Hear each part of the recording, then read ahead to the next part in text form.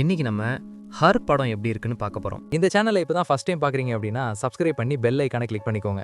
அப்போ தான் நான் போடக்கூடிய ஒவ்வொரு மூவிஸோட ஸ்டோரிஸும் உங்களுக்கு வந்து சேரும். படம் பார்த்தீங்கன்னா ஒரு ஃபீல் குட் படமா எடுத்திருக்காங்க. இந்த படத்தில் பார்த்தீங்கன்னா ஒரு 5 கதையை மையமாக வச்சு எடுத்திருக்காங்க. எல்லாமே தனித்தனி இண்டிவிஜுவலான கதை தான்.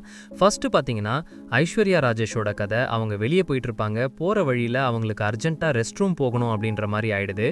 அதுக்காக அவங்க பண்ணுற விஷயங்கள்லாம் என்ன, அதை மையப்படுத்தி இவங்க சொல்ல வர கருத்து என்ன அப்படின்றத அந்த ஸ்டோரியில் காமிச்சிருக்காங்க. அடுத்தது பார்த்தீங்கன்னா ஒரு சோஷியல் மீடியா இன்ஃப்ளூயன்சர். அவங்க வெளியே தான் எல்லாருக்குமே ஹெல்ப் பண்ணுற மாதிரி காமிச்சிருக்காங்க. ஆனால் உள்ளுக்குள்ளே எப்படி இருக்காங்க, கடைசியில் அவங்க எப்படி திருந்துறாங்க அப்படின்ற மாதிரி ஒரு ஸ்டோரி பிளாட்டும். அடுத்தது ஒரு ஹஸ்பண்ட் அண்ட் ஒய்ஃப், அவங்க 2 பேருக்கும் நடுவில் இருக்கிற எமோஷன்ஸ், அது மூலியமாக அவன் சொல்ல வர விஷயம்னு சூப்பராகவே காமிச்சிருந்தாங்க. அதே மாதிரி ஒரு லவ் ஸ்டோரியும் காமிச்சிருக்காங்க. ஒரு பொண்ணு சாதிக்கிறதுக்காக என்னெல்லாம் பண்ண வேண்டியது இருக்குன்ற மாதிரி ஒரு ஸ்டோரியை காமிச்சிருக்காங்க.